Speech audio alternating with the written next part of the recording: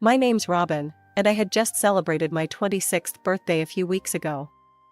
Life was good. I was engaged to Jake, my college sweetheart, and our wedding was right around the corner. Everything seemed perfect until my mom decided to throw a wrench in the works. I was lounging on the couch, flipping through a bridal magazine when my phone buzzed. Mom's name flashed on the screen. I answered with a cheerful, "Hey, Mom, what's up?" "Robin, honey, I need your opinion," she said, her voice laced with excitement. "What kind of suit do you think would look best on Tom when he walks you down the aisle?" "I'm thinking maybe blue, but maybe black is more traditional?" I blinked, confused. "Mom, what are you talking about?" "Grandpa's walking me down the aisle." There was a pause on the other end of the line. Then, "What?" "No, Tom's doing it. He's got a teenage daughter, and he wants to practice. You know, to get a feel for when it's her turn." I sat up straight, my magazine forgotten. "Practice?" "Mom, I'm not some dress rehearsal for your boyfriend's future father of the bride moment. Grandpa's walking me down the aisle, end of story." "But Tom." "I don't care about Tom," I shouted, surprising myself with the intensity of my anger. "I'm not going to be his guinea pig. If he wants to practice so badly, tell him to find some other wedding to crash." "Robin Elizabeth Carter, you listen to me." I hung up. The phone immediately started ringing again, but I ignored it, tossing it aside as if it had burned me. As I sat there, my heart pounding, memories started flooding back. Dad's face, his warm smile, the way he used to swing me around in the backyard. He'd died when I was 10, leaving a gaping hole in our lives that Mom had desperately tried to fill. I remembered the parade of men that followed, all truckers from the transportation company where Mom worked. She'd bring them home, introducing each one as the one, her future husband, my future stepfather. But they never lasted long. Mom was intense, clingy. She'd scare them off, and then the next one would appear, another Mr. Right in a never-ending cycle. As I sat there, lost in memories, I couldn't help but remember how I'd sought refuge with my grandparents during those tumultuous years. They were my safe haven, a stark contrast to the chaos at home. I was about 13 when things really started to get out of hand. One day, I came home from school to find Mom in a screaming match with some woman I'd never seen before. "You home-wrecking bitch," the stranger shrieked, her face red with fury. "That's my husband." Mom, never one to back down, fired right back. "He told me he was single. Don't blame me for your marital problems." And there, lounging in our ratty armchair, was Mom's latest boyfriend. I think his name was Dave or Dan, I honestly couldn't keep track anymore. He was watching the two women fight with a smug grin on his face, like it was some kind of twisted entertainment. I stood frozen in the doorway, my backpack slipping off my shoulder. "Mom?" I called out weakly. Both women whirled to face me. The stranger's eyes widened, then narrowed. "Is this your daughter?" she spat at Mom. "Does she know what kind of woman her mother is?" "Leave her out of this," Mom yelled back. Dave Ordand finally stood up. Ladies, he drawled. "No need to fight. There's plenty of me to go around." The stranger let out a strangled scream and lunged at him. I took that as my cue to bolt, locking myself in my room until the shouting stopped. That night, I heard Mom crying through the thin walls of our apartment. Dave Ordan had left with his wife, and Mom was alone again. As I grew older, things didn't get better. By the time I was 15, I was doing everything I could to avoid being home. It wasn't just the revolving door of Mom's boyfriends anymore, it was the way they looked at me. I remember one guy, Rick, eyeing me up and down as I grabbed a snack from the kitchen. "Your girl's filling out nicely," he told Mom. Mom just laughed. "She takes after me," she said proudly, completely oblivious to how uncomfortable I was. I started spending more time at the library, at friends' houses, anywhere but home. But Mom didn't get it. She'd call me selfish for not wanting to hang out with her and her latest flame. "Robin, honey," she said one day, "come meet Jeff. He's great with kids."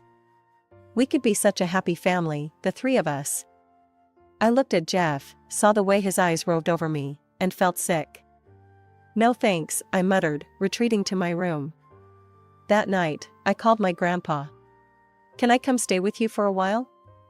I asked, trying to keep the desperation out of my voice. Of course, sweet pea, he said without hesitation. You're always welcome here. It didn't take long for my grandparents to notice something was wrong. One evening, as we sat around their kitchen table, the words just tumbled out of me. I told them everything, the parade of men, the uncomfortable stares, Mom's obliviousness to it all.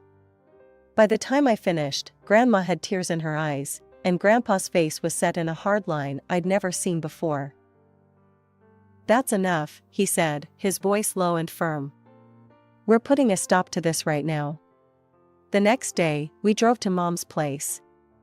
Grandpa didn't waste any time. Carol, what you're doing is immoral and dangerous. You're bringing strange men into your home with a young girl present. Do you have any idea what could happen? Mom's face flushed red. How dare you, she shrieked. You've never wanted me to be happy. You're trying to ruin my life. Your life? Grandpa shot back. What about Robin's life? What about her safety? Robin's fine, Mom insisted. She's just being dramatic. So what, you're going to take her away from me, is that it? Grandpa nodded. Robin's coming to live with us. You can sort out your personal life without putting her at risk. Fine, Mom spat. Take her. It'll be easier to find a good man without a teenager cramping my style anyway. Her words hit me like a punch to the gut. I'd known, deep down, that Mom saw me as a burden sometimes, but hearing her say it out loud, it hurt more than I'd expected. Grandma squeezed my shoulder. Go pack your things, sweetie, she said softly. I nodded, heading to my room in a daze. As I threw clothes into a duffel bag, I could hear Mom and Grandpa still arguing in the living room. When I came back out, Mom was standing by the door, arms crossed. So this is it, huh, she said. You're choosing them over me? I looked at her, really looked at her, maybe for the first time. She seemed smaller somehow, more fragile. For a moment, I saw the scared, lonely woman behind the brash exterior. I'm choosing me, Mom, I said quietly. I hope someday you'll understand that. She didn't answer, just turned away as I walked out the door with my grandparents. As we drove away, I watched my childhood home disappear in the rearview mirror. I didn't know what the future held, but for the first time in years, I felt safe. Living with my grandparents was like stepping into a different world. Gone were the late-night arguments, the parade of strange men, and the constant tension. Instead, I found myself surrounded by love, stability, and support. I still went to the same school, saw the same friends. But everything felt different, better. I could focus on my studies without worrying about what, or who, I'd find when I got home. Mom was Mom. She'd call occasionally, usually to talk about her latest boyfriend or to complain about work.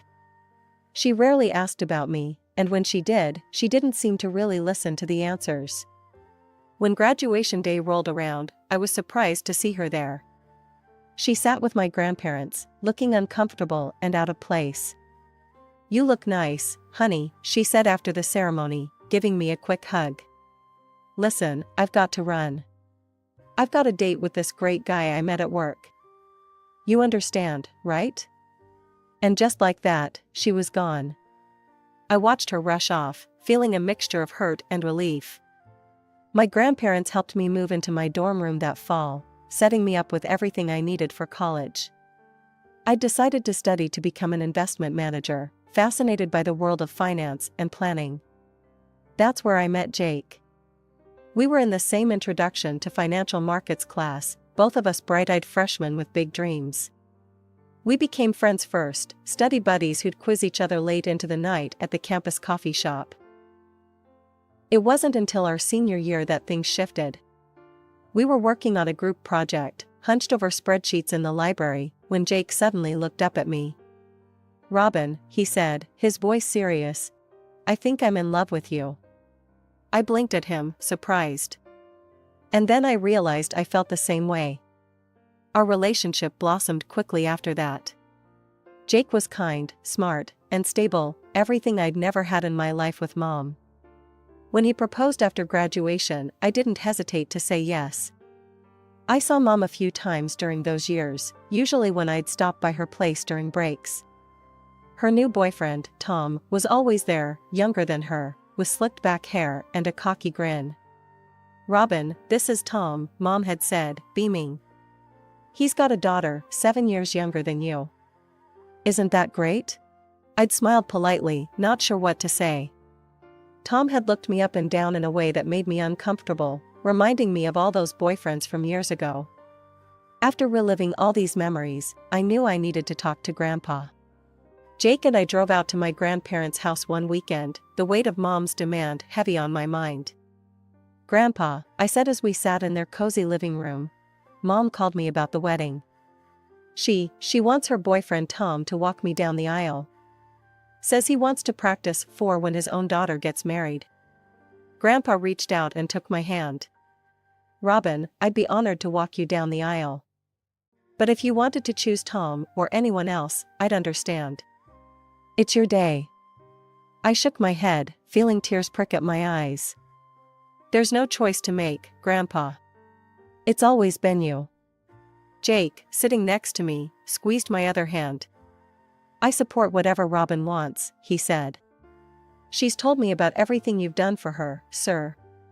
I can't think of anyone better to give her away."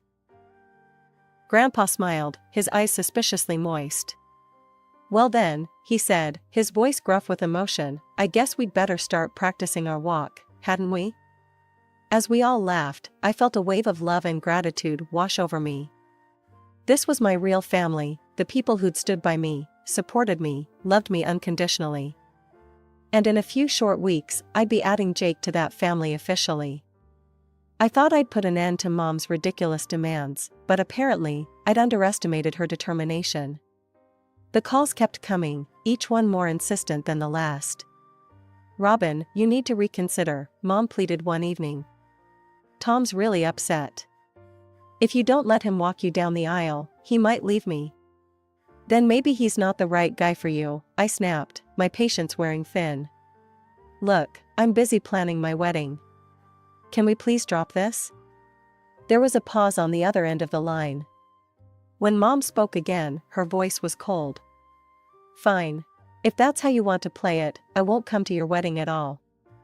Something inside me snapped. "You know what? Fine. Don't come. It's not like you've been a real mother to me anyway."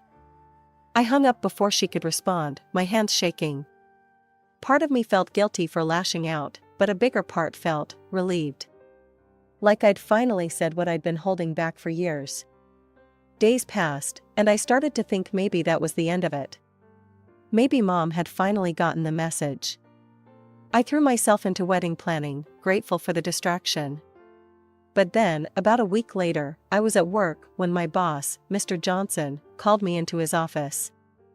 As soon as I walked in, I knew something was wrong. Mom was there, mascara streaking down her face, with Tom hovering behind her like a bodyguard. "Robin," Mom cried, throwing herself at me. "How could you be so cruel to your own mother?" I stood frozen, completely blindsided. "Mom, what are you doing here?" She turned to Mr. Johnson, who was watching the scene with wide eyes. "Mr. Johnson, you have to talk some sense into her. She's breaking her poor mother's heart." Mr. Johnson stammered, clearly out of his depth. Mom barreled on, gesturing wildly between herself and Tom. "She won't let her parents walk her down the aisle at her wedding. Can you believe it? After everything we've done for her. Please, make her listen to reason." Before anyone could say anything else, Mom grabbed Tom's arm and stormed out of the office, slamming the door behind her. The silence that followed was deafening.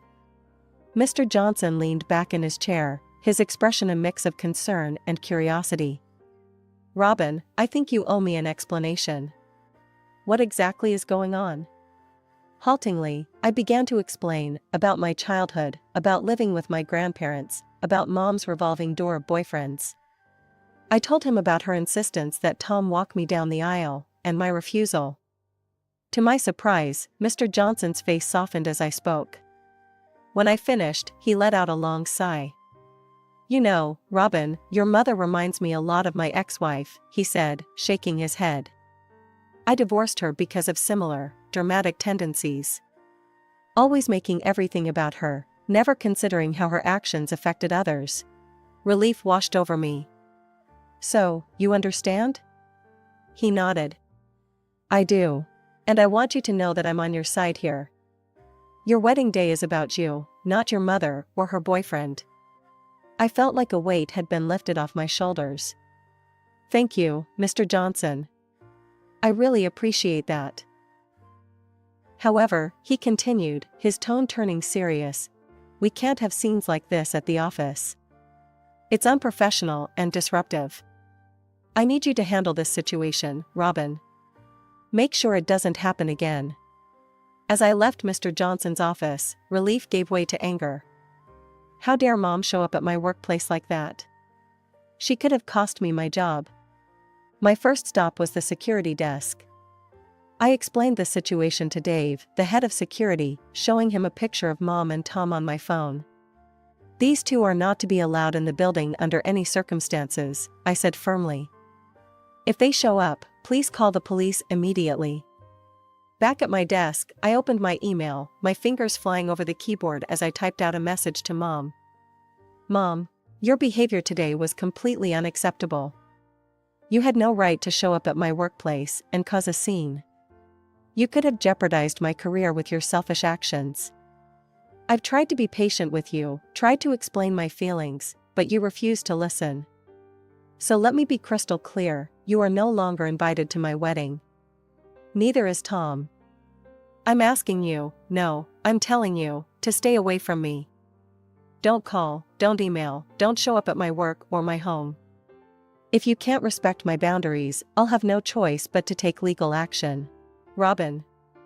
I hit send before I could second-guess myself, then sat back, feeling drained but oddly liberated. That evening, I told Jake what had happened. He wrapped me in a tight hug. "I'm so sorry you had to go through that," he said. "But I'm proud of you for standing up for yourself." We called my grandparents and Jake's parents, explaining the situation. To my relief, they all supported my decision. As Jake and I went through our wedding guest list that night, crossing off Mom and Tom's names, I felt a mix of sadness and relief. Our wedding would be smaller now, but it would be filled with people who truly loved and supported us. "Are you okay?" Jake asked, squeezing my hand. I looked at him, at the love and concern in his eyes, and felt a wave of gratitude wash over me. "Yeah," I said, squeezing back. "I really am. And I meant it." For the first time in a long time, I felt like I was taking control of my life, setting boundaries, and surrounding myself with people who genuinely cared about me. It wasn't how I'd imagined my wedding planning would go, but somehow, it felt right. The day I'd dreamed of for so long had finally arrived. I stood at the chapel doors, my heart fluttering with excitement. Grandpa, dapper in his tuxedo, squeezed my hand reassuringly. The music swelled, and we took our first step. But before we could even enter the chapel, a shrill voice cut through the air. "Stop right there." Mom came barreling down the aisle, Tom hot on her heels. She jabbed a finger at Grandpa. "You, move aside. Tom's walking Robin down the aisle." I couldn't believe it. After everything, she was still trying to make my wedding about her. "Mom, what are you doing here? You weren't invited. Please leave. Now." Mom's face crumpled, and the waterworks started. I'd seen this act too many times to be fooled. "How can you be so cruel? I raised you. I loved you after your father died." Grandpa, who had been silent until now, spoke up. "Carol, that's enough. Everyone here knows the truth about who really raised Robin." I glanced around at our guests. Their faces showed a mix of shock, sympathy, and, was that a hint of amusement? Clearly, Mom's theatrics weren't winning her any fans. Mom must have noticed too, because her tactics suddenly changed. "Fine," she spat. "I don't need you, Robin. I have Tom. He appreciates me, unlike you. You've always been stupid and arrogant. I disown you." Before I could respond, Grandpa cut in, his voice cold. "Well, Carol, if that's how you feel, then I have something to say too. You're no longer welcome in my house, yes, my house. And I'm writing you out of my will." The change in Tom's demeanor was instant and almost comical. He paled, taking a step back from Mom. Carol. Sorry, but I didn't sign up for all this drama. Plus, without the house and inheritance, well, let's just say, I think I'd be better off finding a younger girlfriend. We're done." Mom's face contorted with rage. She let out a wordless scream, grabbing at her hair. "You're all against me. How dare you? I'll show you." Before she could finish her threat, 2 police officers who had been quietly called by one of the guests appeared at her side. "Ma'am, I'm going to have to ask you to come with us," one of them said firmly. As they led Mom away, her shouts echoing through the chapel, I felt a strange mix of emotions, relief, sadness, and oddly enough, a bit of pity. This was rock bottom for her, and part of me hoped it might finally be the wake-up call she needed. 30 minutes later, after I'd had a chance to touch up my makeup and calm my nerves, I once again stood at the chapel doors with Grandpa. As we walked down the aisle, I saw Jake waiting for me at the altar, his face full of love and concern. Our eyes met, and suddenly, all the drama of the past hour faded away. This was our moment, and nothing, not even my mother's antics, could take that away from us. The ceremony was beautiful, filled with laughter and happy tears. And as Jake and I shared our first kiss as husband and wife, I knew that whatever challenges life threw our way, we'd face them together, surrounded by the love and support of our true family. During the reception, guest after guest approached us, offering words of support and condemning my mother's behavior. "You handled that like a champ, Robin," my college roommate said, hugging me tight. "Your mom's got some nerve," Jake's uncle grumbled. "But you showed her what real class looks like." And as Jake and I drove off to start our honeymoon, I felt a sense of peace settle over me. The drama with Mom was behind us now. We had a whole new life ahead of us, and I couldn't wait to see what adventures it would bring. It's been a year since the wedding, and life has settled into a new, peaceful rhythm. Jake and I live in a cozy apartment just a stone's throw from our offices. It's not huge, but it's ours, filled with love and laughter. Every morning, we walk to work together, hand in hand, talking about our plans for the future. The house where I grew up, the one Mom used to live in, now provides us with a steady stream of rental income. We've turned it into something positive, using the extra money to save for our future and occasionally splurge on weekend getaways. As for Mom, well, I hear things through the grapevine now and then. Apparently, she's renting a small apartment across town. And true to form, she's on the hunt for her next soulmate. Some things never change, I guess. I haven't spoken to her since the wedding. Sometimes I feel a twinge of guilt about that, but then I remember the years of chaos, the constant drama, the way she tried to hijack one of the most important days of my life. And I know I made the right choice. One sunny Saturday morning, as Jake and I are having breakfast on our tiny balcony, he asks, "Do you ever think about reaching out to your mom?" I take a sip of coffee, considering the question. Sometimes, I admit. But then I remember how peaceful our life is now, how drama-free. And I'm not ready to risk that. Jake nods, understanding. "You know I'll support whatever you decide, right?" I smile, reaching across the table to squeeze his hand. "I know. And that means everything to me." Later that day, we're walking through the park when we pass a mother and daughter having a picnic. They're laughing, heads close together, sharing some private joke. For a moment, I feel a pang of what might have been. But then I think about Grandma and Grandpa, who call every Sunday without fail. I think about Jake's parents, who have embraced me as a daughter.